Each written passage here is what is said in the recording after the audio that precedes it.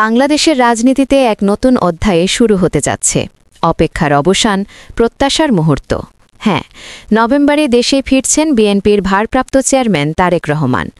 দীর্ঘ প্রবাস জীবনের অবসান ঘটিয়ে তিনি এবার সরাসরি রাজনীতির ময়দানে ফিরতে যাচ্ছেন, এমনটাই জানিয়েছেন দলের শীর্ষ নেতারা। দলের স্থায়ী কমিটির সদস্য সালাউদ্দিন আহমেদ বলেছেন, তারেক রহমান নভেম্বরেই দেশে ফিরবেন। সবকিছু প্রায় প্রস্তুত, এখন শুধু আনুষ্ঠানিক ঘোষণা বাকি। এদিকে বিএনপি আসন্ন জাতীয় সংসদ নির্বাচনে ২০০ আসনে প্রার্থী চূড়ান্ত করেছে। নির্বাচনী মাঠে এখন জোর প্রস্তুতি চলছে সারা দেশে।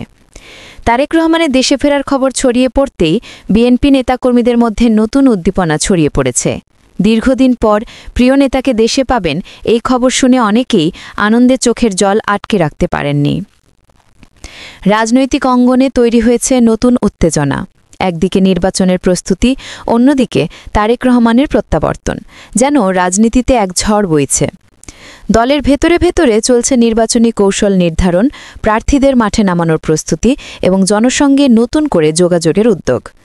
কোন আসন থেকে প্রার্থী হবেন তারেক রহমান সেটি এখনও চূড়ান্ত হয়নি। তবে দলের একাধিক সূত্র বলছে, তিনি চাইলে যে কোনো আসন থেকেই নির্বাচন করতে পারেন।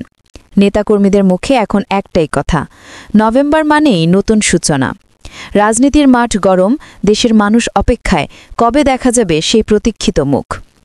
তারেক রহমানের দেশে ফেরা শুধু বিএনপি নয়, পুরো দেশের রাজনীতিতে এক বড় পরিবর্তনের ইঙ্গিত দিচ্ছে।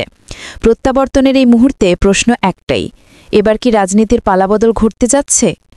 সমস্ত দৃষ্টি এখন নভেম্বরের দিকে, কারণ নভেম্বরই শুরু হবে নতুন এক অধ্যায়, নতুন এক ইতিহাস।